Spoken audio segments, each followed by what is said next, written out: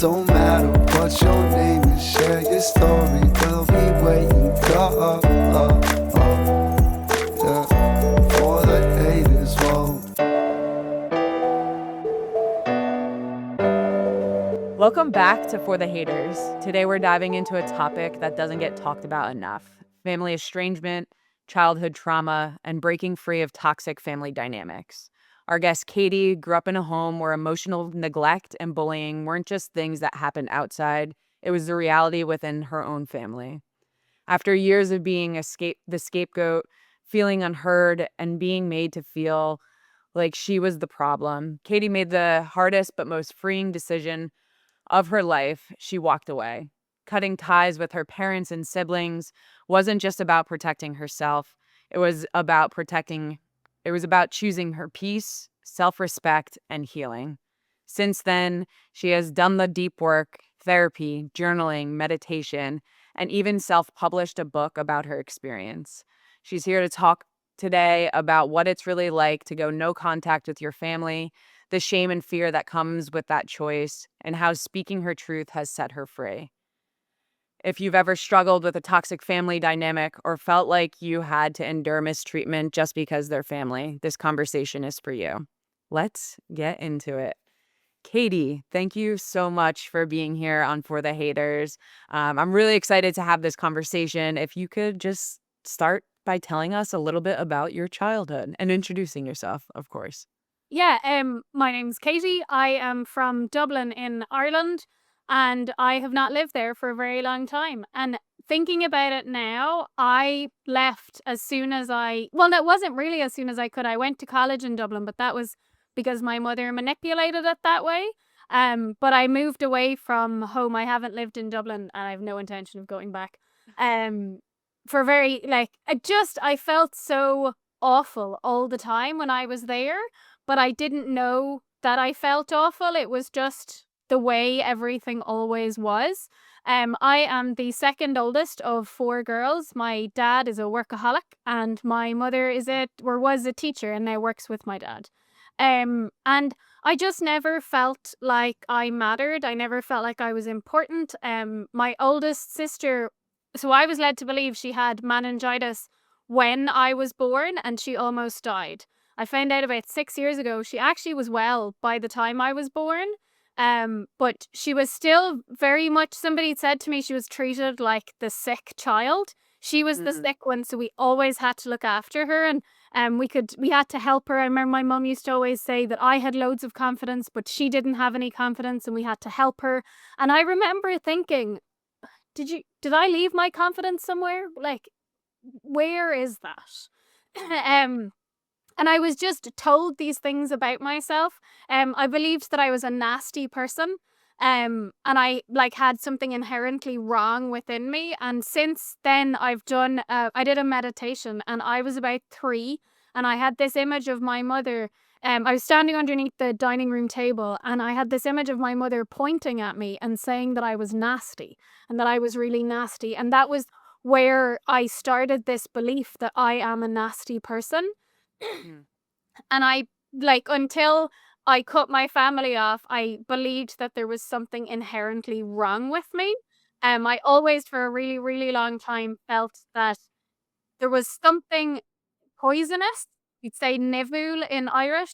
There was like a niv in my life, and I didn't know what it was, and I couldn't get rid of it, and I couldn't pinpoint it. And eventually I was like, oh, I'm the poison.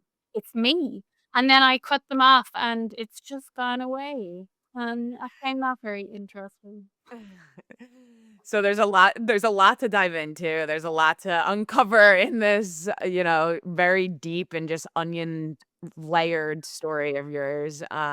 You really just grew up feeling like that forgotten child. And what moment in life did you realize that the way that you were being treated just wasn't okay? I had lived in Galway for a while, and I then moved away, and I came back to a festival. And on the way home from the festival, my dad said he would meet me after I met my friend. And I was in my friend's flat, and I said to her, I can't seem to do right from doing wrong. everything that has to do with my oldest sister is wrong. And I feel like I'm an evil and terrible person, but I have friends. So it doesn't make sense that things are okay Mm. outside of the family, but then I go back to the home and no matter what so anytime I would say, hey, my sister did this, or I didn't like it when you did that, I was given out to. Specifically with the oldest sister, it was always protect her. But I said this to her and I then said, yeah, she had meningitis when I was born and she nearly died. And that friend said, oh, so she's the sick child. She is the one that your parents have to look after and mind, and you're kind of not looked after as much, or you're stronger. You're able to look after yourself. She was sick and we still need to look after her. And I it was such a huge revelation. I was floored. I couldn't believe it. It just made so much sense. And then I had to go and meet my dad. And I sat in the car for 2.5 hours. We drove from Galway to Dublin, 2.5 hours in the car, and I was devastated. And I couldn't say anything to him, but I tried to not cry. When I was 17, my dad told me when my grand-aunt died that I shouldn't be sad because she had had a good life, and I stopped crying. And it was never allowed to have emotion. So I was sitting in this small car and was like, I can't tell him anything. I didn't know what to say anyway because I was still trying to figure out what was going on.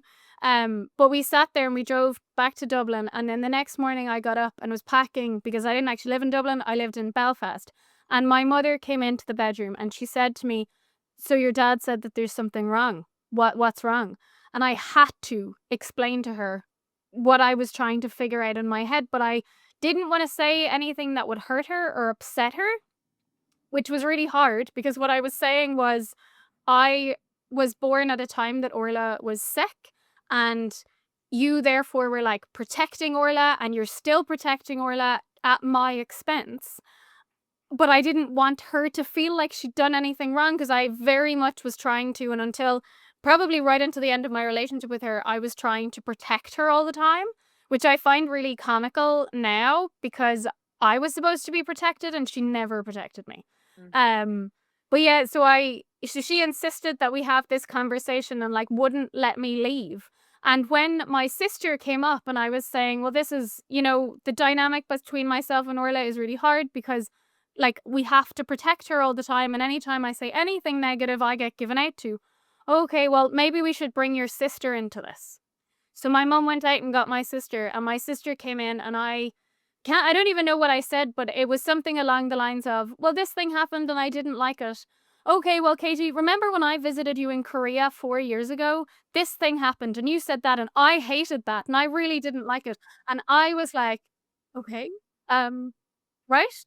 I now know that that was what they always did. Anytime I said, hey, I didn't like this thing you did. Well, do you remember 6 months ago when you said this other thing? I didn't like that. And it was always flipped back on me.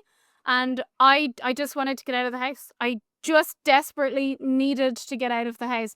And even though that was quite a really long time before I actually actively did anything with it, it was the first time that somebody had said to me, what they're doing to you is not okay.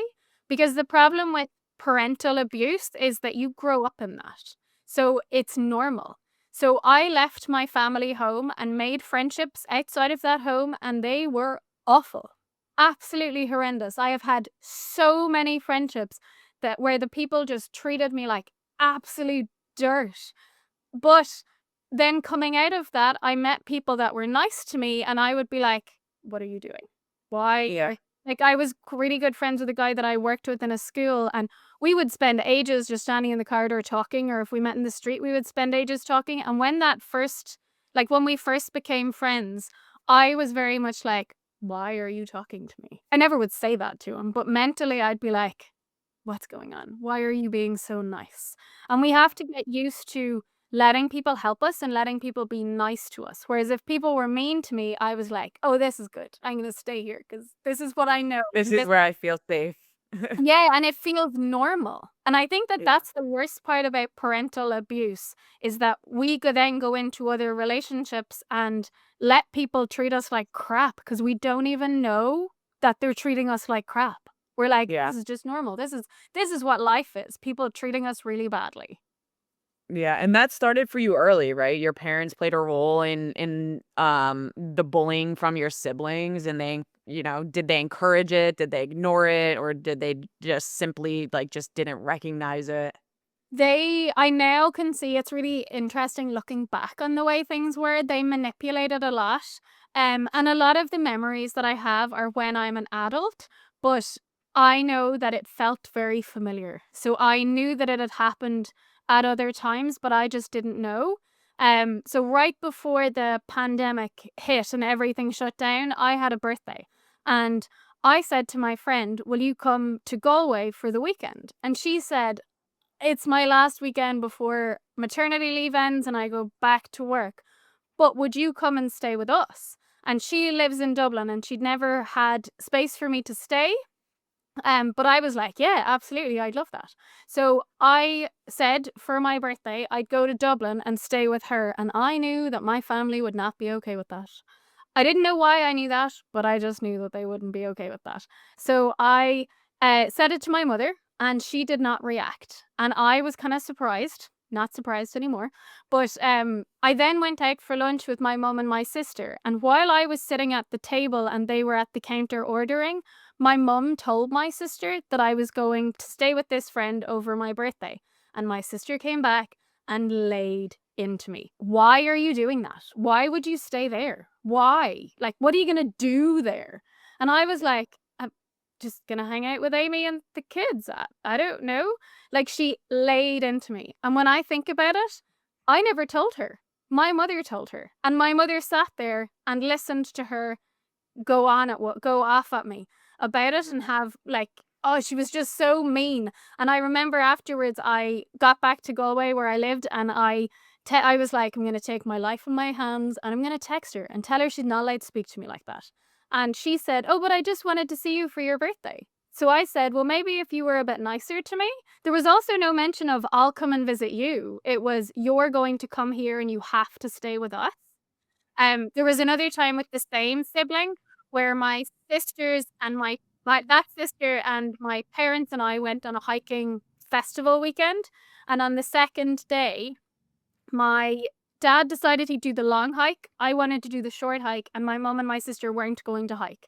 And my mum said, "Oh, we'll come back and collect you, Katie." "No, no, don't bring a book with you hiking. We'll come back and collect you."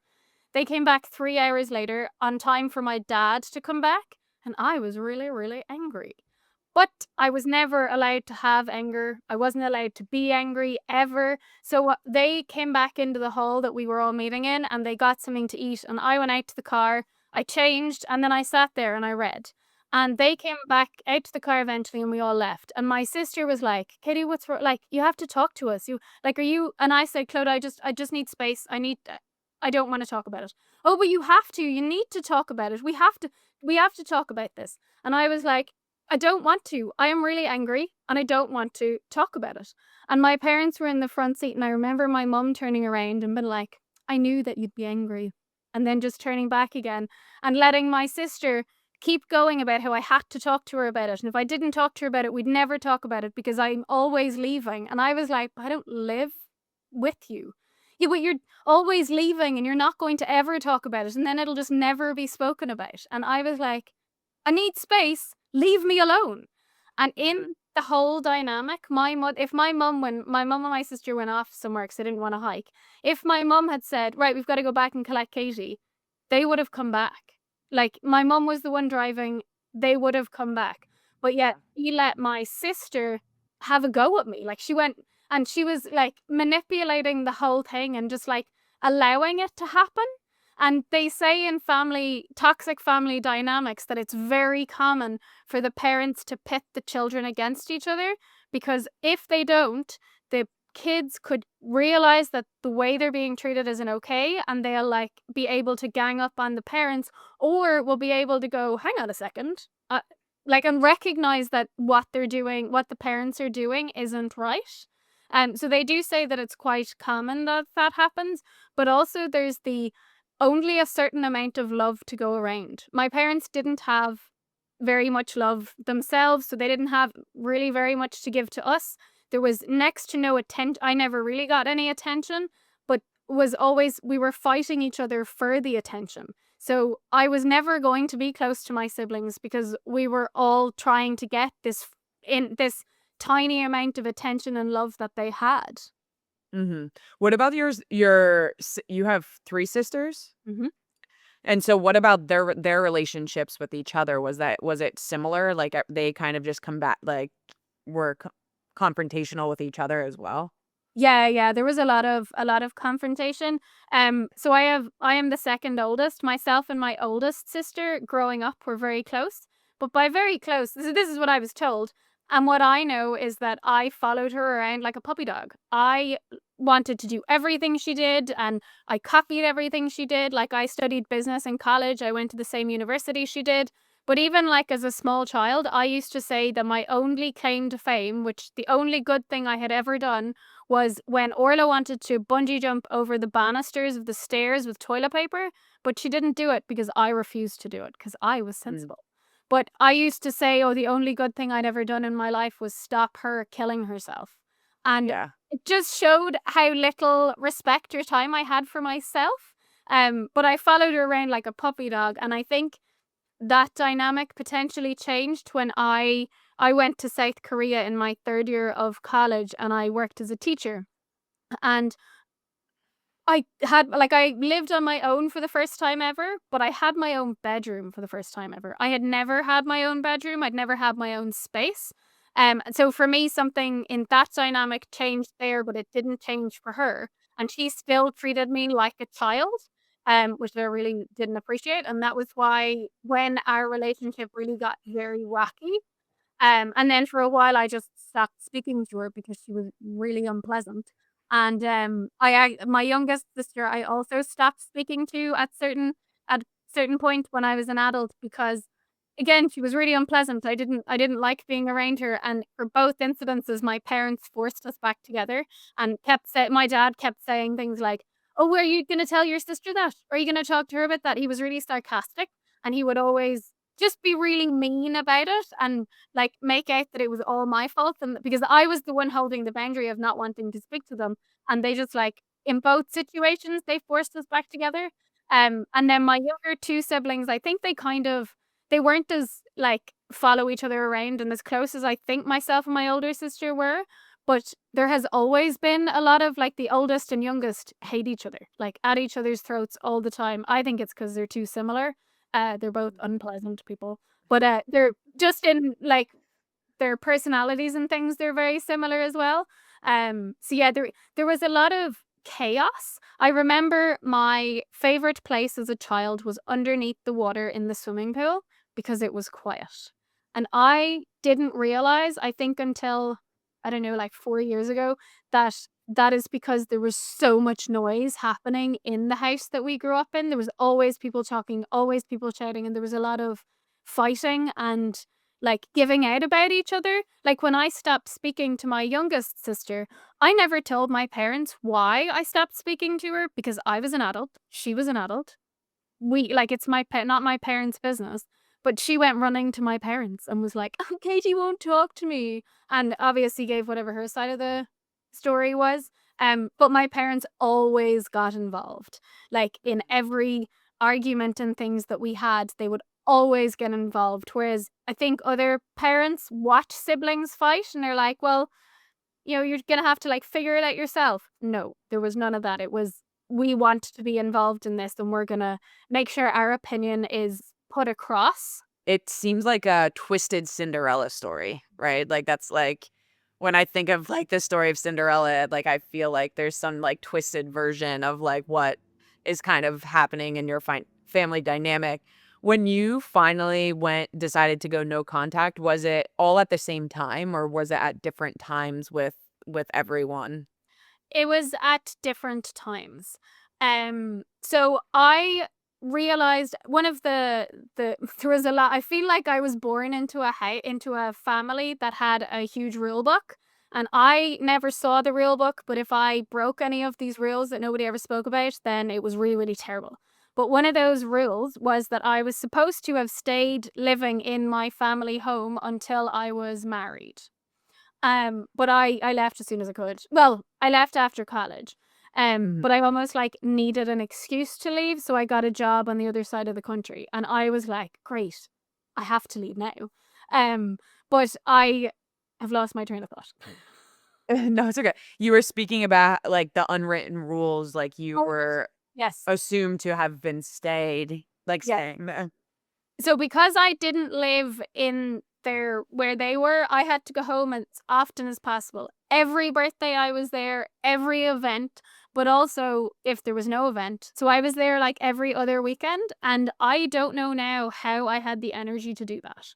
But anyway, I was there every other weekend. I remember going down once and I was like, I am exhausted. I can't keep doing this. And I said that. I said, I am not going to come back as much anymore. I will come back for big birthdays only. And like, I didn't want to say funerals because I think my uncle had died recently. But like, I was like, I'm only coming back for big events and that's it. And nobody really said anything. And I was like, okay, cool. This is because at this stage I knew that I was feeling not happy. I felt awful every time I went back. And I would leave and I'd be like, okay, I was there for 2 days and this person said that, they said that. There was only 4 things this time. And I could like pinpoint them. So I was very aware I wasn't happy. But I still had this I need to go home obligation feeling. So I was going back all the time, but I decided, right, we're not. We'll go back once a month is what I'm going to do. So I started going back once a month. And then I started noticing I wasn't hearing from my mother as much. She used to call me once a week and it was always during work hours. And we would be on the phone for ages. It was really hard to get her off the phone. But she would also text me every Friday and ask what I was doing for the weekend. I was still getting the regular Friday texts, but I wasn't really hearing from her much anymore. And but I was wondering if I was going mad. I didn't know if this was like a real thing. And I never heard from my siblings unless they wanted something, which they never really did. So they would see me when I was in Dublin and I was there so often they saw me all the time. And my dad would only ever contact me if he wanted or needed something. Well, if he needed something. So it was my mum was really the only contact that I had. And then I was going back less and less, and I was hearing from her less and less. And eventually I called her out on this and she did not like it.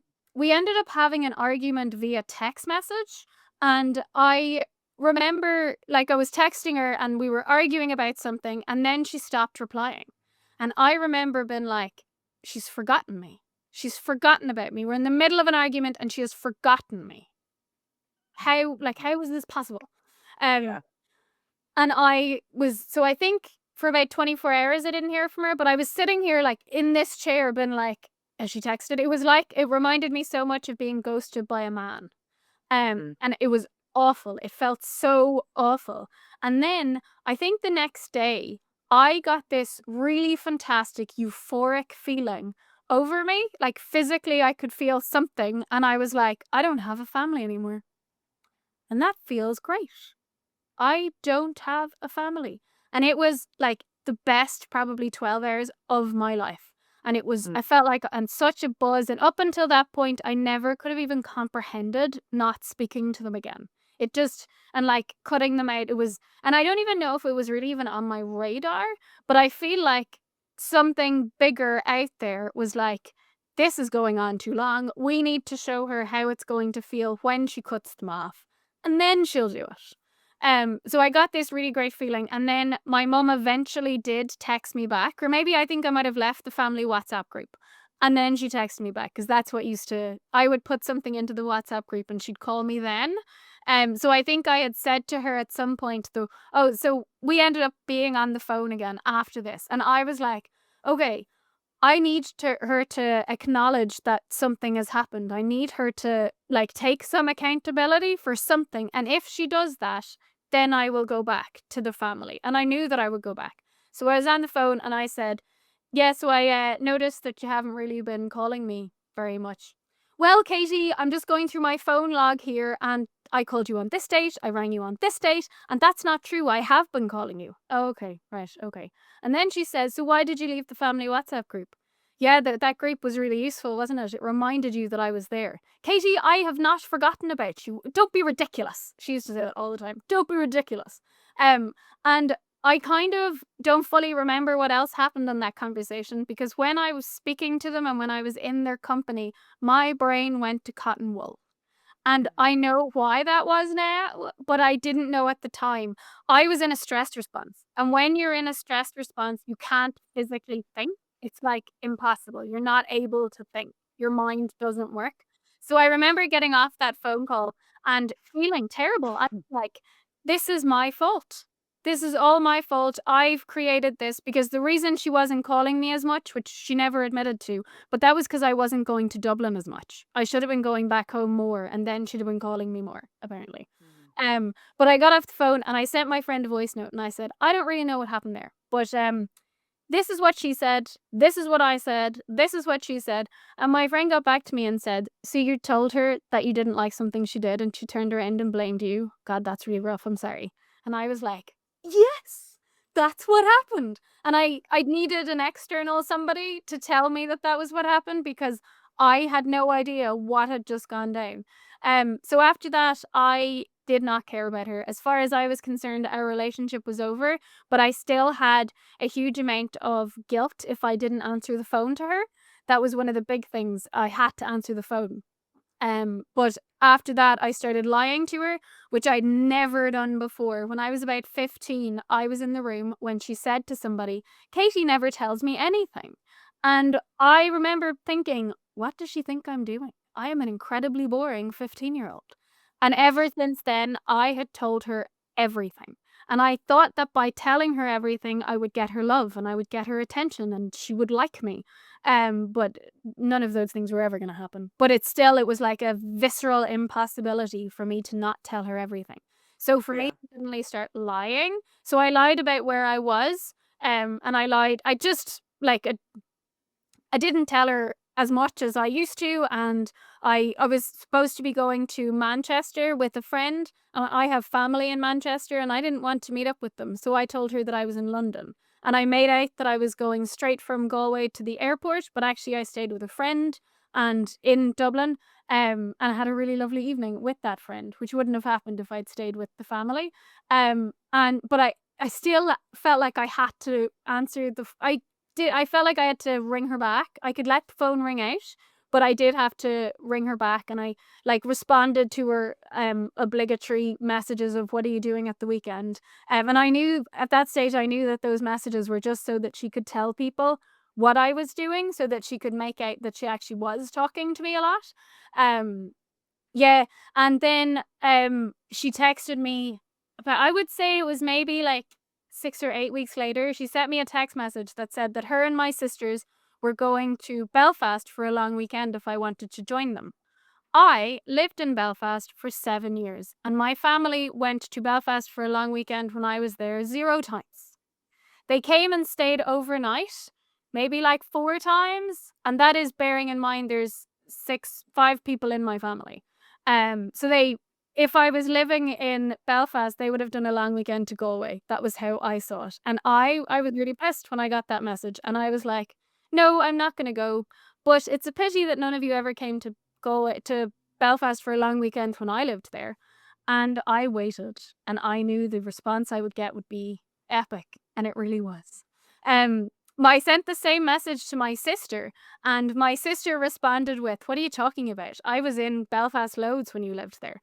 She was there, it was never a long weekend, and they were there anyway. But I got that message back from her, and I waited 12 hours for my mum's message. And my mum's message was, don't play the poor me card. And then it was a list of 8 things numbered that either she had done for me or I hadn't done for her. I begrudgingly went to her birthday dinner 6 years before that. She had been to plenty of doctor's appointments over the years. She had made plenty of effort to see me. I hadn't met up with my sister when she visited or when she went to Belfast. I wasn't speaking to my sister at the time that she was in Belfast. And I read this message and I thought, okay, I don't have a mother anymore. Cool. And that was my permission to never respond to any message from her again. And is that when you stopped answering calls as well? That's when you went absolutely no contact with everyone in your family? So that was with my mother. I had to explain to her. She was saying, I said to her, okay, that's fine. I need some space. Please don't contact me again. Why? Why do you need space? What's wrong? And then she was asking about, like, I was working in Donegal at the time, and she was asking about when I was going back to Galway. And I was like, I need space because of this awful message you sent me. Oh, right, okay. So are you heading back to Galway at the weekend? And I was sitting there looking at it going, can you not read? But they did this all the time previously, but it was spoken. Like I would say something and they would ignore it. So I used to think that I was really bad at debating and I was really bad at putting my point across because I would say something and my family wouldn't like it and they would then pretend like I hadn't said that. So I'd be like, "Oh, I must have said that wrong." But this time it was in like what green and black or something in WhatsApp messages and I was like, how are you not reading this? I don't understand. So I ended up having to, I think I kept regular text messages open, but I eventually had to block her because she just wouldn't stop texting me. And suddenly now she was saying, "Oh, I'll be in Galway. I'm going to visit you in Galway." And I was like, "Been asking you to come for 6 months and you've not been coming. So no thanks. No." Yeah. So I blocked her. And from then on, I think my dad contacted me maybe like 12 hours later, and silly me, I thought it was about my mother. No, it wasn't. He wanted some proof of address for a business thing. So I ended up sending that to him just to get him off my back. He wouldn't stop asking for it. And then I just stopped replying to messages from him, and I never explained to him. And I used to think, oh, I should have done that, or maybe I should. But my dad never heard anything I said unless he wanted to hear it. So I would have explained it to him and he would have not heard it because it didn't suit him. So Hmm. I used to be like, "Oh, I didn't do it properly. I should have explained." No, absolutely not. And then, as I said before, I didn't really hear from my sisters ever anyway. So that was in July. And I spent the next 6 months wondering if my siblings knew because I didn't hear from any of them. And I was never in Dublin anymore. So they never saw me. And then before Christmas, I got a message from from two of them saying, "What do you want for Christmas?" And I was like, okay, so you don't know that I'm not speaking to our parents. Cool. So I replied to both of them and said, "Don't worry about me. I won't be there." And one of them asked why. And we ended up having a phone conversation. I explained it to her and she was like, "Oh, yeah, that sounds terrible. Yeah, yeah. I'm here for you if you need me. Yeah, I'm here for you." And then I didn't hear. Actually, I think maybe I got a text on Christmas Day, but that was about it. And in January, I went and visited relatives of ours that live relatively close to where I am now, but on the other side of the country from where my family are.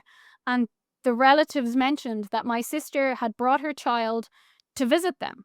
And I've never met her kid at all. And I left and was like, so you drove to not that far from where I live, visited other people, never told me, and you've never even picked up the phone to say, "How's it going, Katie?" Hmm. What? So I ended up texting her and I said, "Just don't contact me ever again." And she said that she was giving me space and she wanted to give me space and she's there for me if I want her. And I blocked her. And about, I don't know, maybe it was a year later, I think, she found a way to get a text message to me that said that she was pregnant with her second child. And I was like, I don't care. And so, just to put into context, like, how long has it been since you've spoken to your family now? 3 years. It'll be So 3 years in July. And okay. so, yeah, And so 3 years since my mother. And then, so probably like maybe 2.5, 2 years with my siblings. mhm. And so after you go completely no contact, what were those first few months like, kind of like walking away? I know that when you first felt that sense of relief, but are there other feelings that come into play? Is there guilt? Is there fear? Maybe all of these things? Yes. So that the thing happened with my mother and I cut her off, which to be honest was the main thing because she was the main person staying in contact with me. And the following week, I got my first of three solicitors' letters from a group of leftist, they're not really leftist if they're using solicitors' letters, but leftist men that didn't like it when I spoke out about their bad behavior towards women. So when I got that text message from my mother, I remember feeling like my whole world had turned upside down because this was proof of her being a really vile person. I was like, I saw that message and I thought, this is what you're really like. Wow. And it was really awful because I had had this image of her in one way, and now suddenly she was actually a really toxic, awful, horrendous person. And then the following week, it felt like I got the first solicitor's letter, and it felt like my world had turned inside out. And I didn't know. What does that mean? You got a solicitor's It's letter. a lawyer's letter. So it was a cease and desist thing, or Okay. I don't. So I put up a tweet that said that this organization Mishnook had treated me really, really badly and treated other women badly, and Yeah. I mentioned one of the men in it because the reason for the tweet was because he had blocked me on Twitter, and I was like, I had never had a problem with you, but I do know other women did. Yeah. And he didn't like this, so he sent me a lawyer's letter to get me to stop do it, to get me to take it down, and he wanted me to give him compensation and pay for all of his Mhm. legal fees as well. I ended up getting 3 of them, and what I've learned in the meantime is that it's just a bullying tactic. Unless you Yeah. get the letter to appear in court, ignore it. But that bullying campaign involved a lot of people that I thought that I was friends with. And it just showed me how bad so many of the friendships I had had were. I didn't know who I could talk to at all because so many people that I thought would have supported me actually didn't. I remember that first week that I got that message from my mother. I was teaching in like essentially like a summer camp for adults, and it was very easy access to alcohol. I don't drink very much, but I was out every night that week. I learned that I could drink 3 vodkas and I could get buzzed enough where I felt better, but I wasn't hungover the next day. So I basically survived on alcohol that week. And I remember somebody asking me after the whole lawsuit thing started. Somebody asked me how I was coping with it all when I also said to him, actually, I've got this stuff going on with my parents, with my family as well. And he was like, God, how are you dealing with it? And I said, alcohol. And he goes, oh, that's not good. Yeah. Yeah. Um, Go ahead. Sorry. It was just so I kind of it was really, really hard. The 2 things coming together really, like, it was really, really bad, but it would have been bad enough on its own, with the whole thing with my parents, because I was also like, at what point do I block my mother? Because she won't just leave me alone, but, like, I'm then fully on my own, and I don't know who I can trust anymore. I had solid people, like, that was when I really got into sending voice notes to people. I externally processed things, and I would send voice notes to friends and then would listen back to them and be like, "What did I just say?" So that I can understand what it is that I'm feeling, because I don't understand what it is that I'm feeling. I don't know what's going on. Um, Mm. it was so hard. Um yeah, but I don't when you say about the guilt, I I definitely know that I felt a lot of guilt around the family before any of this happened, before cutting them off was an option. I knew I felt a lot of guilt with that. I remember talking to my therapist about the Christmas, going back for Christmas, and I said to her that I would want to leave after a few days, but I would be afraid to leave because I knew I'd feel really guilty. And she said, can you just sit with the guilt? Can you just be like, that's interesting, I feel guilty, and just sit with the emotion? I have a friend who said that guilt is a silly emotion, and all emotions are fine. They're just energy in motion. It's not like, but feeling guilty doesn't help anybody. I think, to be honest, the biggest emotion potentially I felt was shame. I was Mhm. so terrified that people around me would find out that I wasn't speaking to my family and that they would think certain things about me. I always was like, so I ended my relationship with my mother in July, and one of my first thoughts was, what am I going to do for Christmas? Which is Yeah. crazy because it was the summer. But, I live in an apartment that is above somebody else's house, and I know the family that lives around. I know them really well, and to be honest, they've been a huge part of my healing journey because they've been so kind. But I was so afraid that my landlady would know that I was there for Christmas and that I wasn't going home, and that she would ask questions about it and would then be like, "Oh, well, what did you do to make them treat you like that?" And it was always a huge amount of fear that people would be like, "Oh, well, what's wrong with you that they treated you like that?" And Yeah. I couldn't believe that people didn't react that way. the way I started to tell people was that I would drip feed them. I would like say one or two things and see how they reacted, and then be like, okay, if they've reacted well, that's okay. And then I could tell them some more. But it was always see how they would react by giving them a little bit of information and then pulling back. Um, Yeah. and I'm somebody, because, well, I don't know if it, but I always told my mother everything. And I've never been somebody who has, no, I'm a very open and honest person, so it felt like it was a really strange thing for me to do. But I was also living with so much shame that I had done something that would cause my family to treat me this way, that I was like, well, we have to do this. There's no, because I need to keep, I've lost so many friendships and so many relationships in such a short space of time that I don't want to lose any more because people will look at me in a certain way. Yeah. And so, with all of this, there's a lot to just like start to heal from, right? There, like, even your own, the way that you react to things, the way that you build relationships around you outside of your family, they're all rooted in how you grew up and trying to grow from a lot of trauma that you were put in. Therapy, journaling, meditating, you've done a lot of different kinds of healing work. What has been the most powerful part of that for you? So I started meditating 10 years ago, and then I started teaching it 8 years ago. So that has been like, that's just kind of been a constant. And when I said to Tom that what was keeping me going, or how I was dealing with it all, was alcohol, it actually was, once I got out of that first week and I was at home, I did go and buy a bottle of vodka, but it took me a really long time to actually drink it because I didn't want to continue drinking.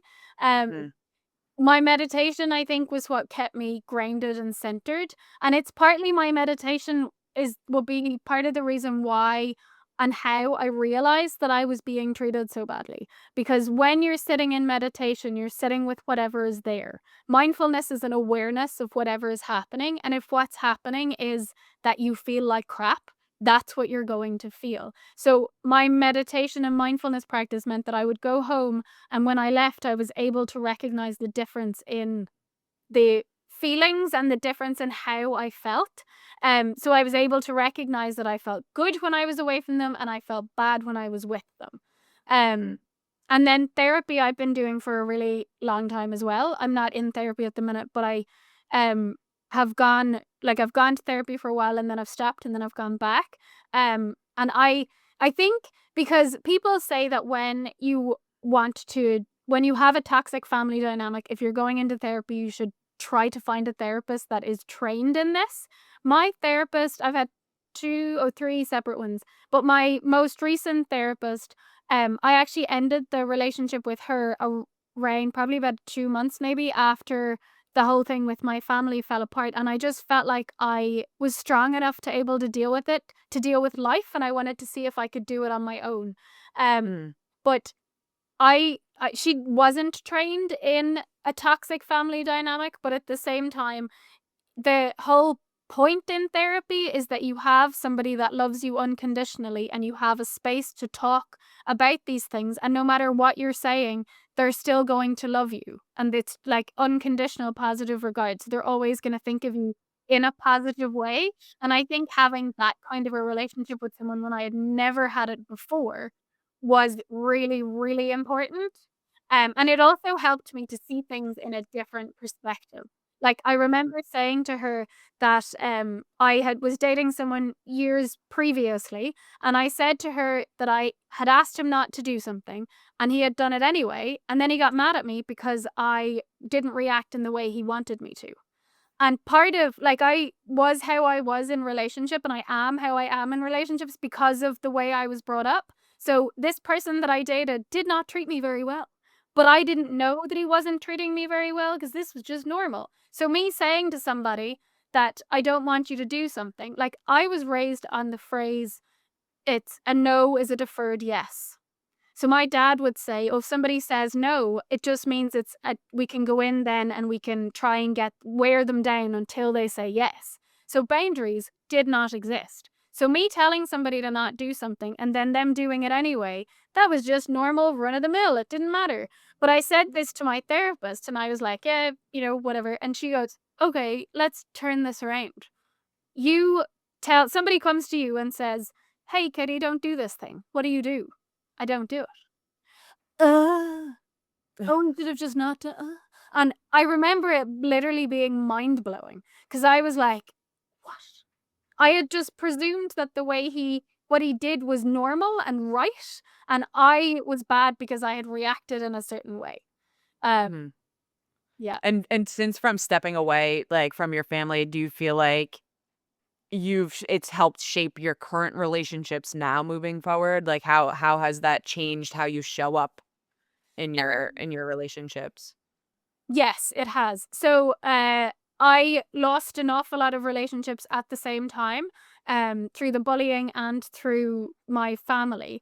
And then a year after that, I noticed that there was two relationships, one that I'd had for quite a long time and one that had been really integral in helping me come out of my family, but also helping me to like fall on my feet when I came out of my family because when I lost that family relationship, I didn't know what to do because I didn't have any relationships, and she kind of, like, brought me along and was like, "Okay, will you come to us for Christmas, and you'll do this with us, and it's okay, we're here." But I realized that both of those relationships were no longer benefiting me, and I just let them go. I was like, "Yeah, this isn't working for me anymore. I don't feel good in this." So, if I don't feel good with something, I just will leave. I don't care what the relationship is or how long we've been in relationship. And I'm not saying that I just like walk out with no explanation, but if I am not happy, then I'm not going to stay in it because for starters, I know that I can do that and I can survive because I've done it with my family. But also, I don't have a relationship with my family because I felt like crap when I was with them and they treated me like crap. I'm not going to stay in any other relationships that are making me feel in any way bad. Um, and I've noticed just recently actually that I will get a vibe or a feeling from someone. I was working at a market recently and there was this man that kept trying to talk to me and he kept like telling me the same thing over and over again because he was trying to show off and I was just like I like his stall was kind of across from mine, and every time he would even vaguely look in my direction, I would be like down at the looking at the desk or like on my phone, or I was like, just don't talk to me, don't talk to me. And I immediately knew I didn't want to talk to him. And then there was another man who came over, and very quickly into the conversation, I was like, "Oh, you're a mansplainer. Cool. Don't want anything to do with this." But there was two men that were working the stall beside me, and they were both lovely. They were so nice, and I got such a good vibe from them, but also I felt really comfortable with them. And Mm. I'm now listening to myself more. And I'm like, how does this feel in my body? Do you feel like you're more hyper aware of just, like, yourself and your feelings then? Like, you're more attuned to, like, how you're feeling and the energy of the person that you're around? Yeah, yeah, I think so. Yeah, how am I feeling in the moment and with the person? Yeah, and what I've noticed is I'm actually meeting a lot of people that are really nice, particularly men. My dad was not very present at all. He wasn't interested in any of us, to be honest, unless we could help him. Um, so I didn't have a good male role model growing up, and it was all then I had all sisters. And yeah, so I have had some really bad experiences with men, the lawsuit letters, for example. But even previous to that, I'd had really bad experiences. And even just recently, I've been meeting men. Like I was told that I rang the doctor for an appointment and they told me that they had an appointment with a male doctor. And my reaction was like, oh God, how's this going to Yeah. go? Mhm. But he was really, really nice. And even like Yeah. there were a guy that I play badminton with, and we've been going for dinner, and it's just been really nice. And I'm like, this is such a nice change of pace. And I'm like, okay, maybe not all men are crap. Maybe it is possible that there are nice people out there as well. And I think that I was just so used to being treated badly that I put up with really bad behavior. And now that I won't, as soon as I feel a bad vibe from somebody or I just don't like them, I'm like, all right, we're away. I'm going. Because I think I could think of it as I manifested these bad relationships, but actually it was just a case of that was my normal. And I was just so used to that being my normal that I let people treat me badly, whereas I Mm. won't at all anymore. Yeah. And so you took all of this, all of your lived experience and you self-published a book. What made you decide to share your story publicly? I was listening to Jeanette McCurdy's book, I'm Glad My Mom Died, and I listened to it and finished it and started playing it again. And I cried. And I was like, what the hell's going on? Why am I crying? Why? And Mhm. because I could identify with parts of it, but obviously not all of it, because everybody's experiences are different. And I realized that I have a story to tell, and that it's so important for us to share these stories because it's not something people talk about all the time. I had so much shame and was terrified to tell anybody that I wasn't speaking to my family. But actually, I knew a few other people that had some sort of a similar dynamic with their families. And I just knew that it would help somebody for them to hear that they're not on their own and that they didn't create this problem. They were children in this situation. And I just want other people to know what emotional abuse is, for starters, because it's really hard to pinpoint it. Because if I was to tell people, and that was what I was always afraid of, that I would tell people, this is something that my mum did, or this is something that my sister said, and they'd be like, oh, that's not that big a deal. What are you talking about? And I was afraid of that because that's what my family would do. They would Yeah. downplay and gaslight me all the time, and I was then afraid that people would be like, "That's not that big a deal. Calm down."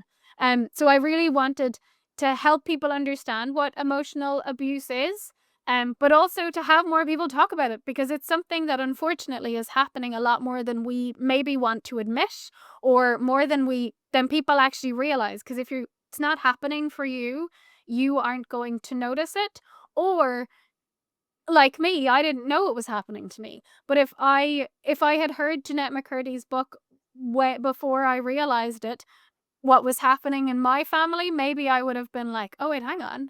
Maybe things that I went through aren't okay either." Yeah. And what do you hope that, like you took from her book, what do you hope that people a reader takes away from reading your book? I hope that Or they hearing your story, right? Or even just hearing your story now. Yeah, I hope that people can realize that they aren't the problem, realize that they're not on their own. I think that that's a big one. Right after my book came out, I got a message from someone I went to school with that I haven't spoken to in years. And she said, "Thank you so much for talking about this. I've actually had to cut my own family off, and I felt so isolated and alone in the whole thing. And it's really nice to have you talk about it so that I can realize I'm not on my own." Mhm. And when I got the message, I thought, "Okay, job done. This is why I wrote it. I want for other people to not feel like they're on their own, because in a lot of ways I think I was quite lucky because I knew other people that were struggling. I knew other people that had some sort of a similar dynamic, which helped me to identify my own dynamic in the family that I was growing up in. Yeah, so that people don't feel like they're on their own, because it is so isolating, especially if you are the only one. And a lot of the time there is only one person within the family that recognizes it or sees it or identifies it. And you can feel like you're crazy and be a bit like, is this actually happening? Is this real? And even I had that like a good few times, I would say, after I cut them off. But then my family's reaction to the book was to show up at my best friend's parents' house, not even her house. They've never contacted my best friend in the 2.5 years. But they showed up at her parents' house and said they're really, really concerned about me, and they're afraid that I'm going to start self-harming. And when I heard that, I was like, oh, so I'm telling the truth. They don't like what I'm saying, so they want to try and control the narrative, and they're really pissed off. Yeah. And I was like, I didn't make this up. This is like such a bizarre, not so thing for them to say that I'm potentially maybe going to do. So I'm definitely telling the truth. Yeah. Before when we spoke, you mentioned that how like self-aware and accountable parents are becoming. What gives you hope for this next generation? That self-awareness and that accountability. And because I remember growing up, going to therapy was that weird thing that Americans did. Irish people did not go to therapy. That's not something that we do. And it's still something that is maybe shameful for people to talk about or to admit to. But that more people are going to therapy, more people are aware. I teach mindfulness and I work with families and with children. And I've gone into loads of schools, but I've also had parents contact me and they're like, "Oh, I want to help my daughter because she's got anxiety." That we've put labels on things. And labels, I think they get a bad rap, but also I've found it really helpful when I've been able to say, "Oh, I'm feeling really anxious about this." Because for me it means that I get to say I'm like it's not a part of me, it's just a thing that I'm doing, or it's like an extra thing, and it just helps people to identify what they're doing, but it also helps you go, "Oh, it's not I'm not crazy. This happens Yeah. for other people so much so that we have a term for it." So I think Hmm. it's just that we're much more self-aware and we're much more open to talk about things, and that maybe there's more platforms for people to talk about like emotions or how they're feeling or different abusive dynamics that they've been in, and maybe there's just more information out there that people can get. Yeah. More awareness and insight and just emotional regulation, I think, too, Yeah. is added as well. What's next for you, right? Like, what's next for for you and your journey? uh So I'm moving to Spain actually. Maybe that's what's next. Uh, in a few weeks actually. And it's funny, when I was getting my exam results to find out what college I was going to take the pressure off myself, I thought, if I don't get what I want to do, I am just going to go to Spain for a year and I'll become fluent in Spanish. And that never happened. And when I was within the family dynamic, I spent 2 months working as an au pair in Spain, and then I had to come back to real life. Yeah. Whereas now I'm like, I'm gonna go and live there and see what that's like and see what happens. And every time I've told people, they've been like, "Oh, that's really cool. That's really exciting." Whereas I think my family would have a very different opinion. They would have an Mm. opinion. It would be very strong and negative. And I wouldn't be allowed to do it if I was still within that dynamic. They'd still be like, "Get back inside your little tiny box. You've got to stay in there." Yeah. Since I've cut them off, I've published the book of stories, but I also wrote 2 mindfulness diaries for children, and I just feel like I'm energetically a lot bigger and I'm more able to take up more space, whereas they were like, "You have to stay in this little tiny box." Um, Yeah. yeah. You have a lot to give people. Where can people find you? Right? Like, if someone's listening and they're looking to connect with you or find your books. The book is on Amazon. It's called You Were Never the Problem: Stories to Confirm It's Not Your Fault. And I'm on Instagram at Solace Relaxation. Solace is the Irish word for light. So it's SOLAS. And my business is called Solace Relaxation. And to be honest, if anybody is listening and they don't have anyone to talk about their toxic family dynamic, I would happily talk to them, because Mm. having the support and having somebody extra to talk to can be so helpful. As I've already said a few times, I had people to talk to and it just made such a difference, and it made me feel like I was not crazy and that maybe that there was something weird going on. So if anybody, like, I'm happy to talk about mindfulness and meditation and things, but also if anyone wants to talk about toxic families or crappy families, I'm really happy to talk to them. And I'll put your resources too and your contact in the description. But my final question to you is, if you could tell your younger self anything, what would it be? You're not the problem. Which is why I was really passionate about calling the book that, because I did believe for a really, really long time that I was the issue. And that's the way that toxic family dynamics work. They want you to believe that you're the problem. Because if I'm the problem, I can be removed or I can try to fix myself. Whereas if it's a systemic problem, that's much more difficult to fix. Yeah, so I would tell her that she isn't the problem and that she's also going to get out and that it's going to get so much better, because it does. Okay. Well, Katie, thank you so much for sharing your truth with us today. Your story is such an important reminder that family isn't just about blood, it's about love, respect, and emotional safety. Walking away isn't easy, but sometimes it's necessary. To anyone listening who feels stuck in a toxic family dynamic, know this: You are not obligated to endure mistreatment just because they're family. You deserve a peace, you deserve respect, and you are not alone. Thank you so much for tuning in, and we'll see you next time on For the Haters. Thanks, Katie. You're welcome. Thanks for listening to For the Haters. Don't forget to connect with us on socials, follow, like, and share to help more people find this community. And remember, they're not alone. And if you haven't yet, join our Facebook group. We'd love to have you there. The more we grow, the more lives we can impact. What's your name and share your story? We'll be waiting.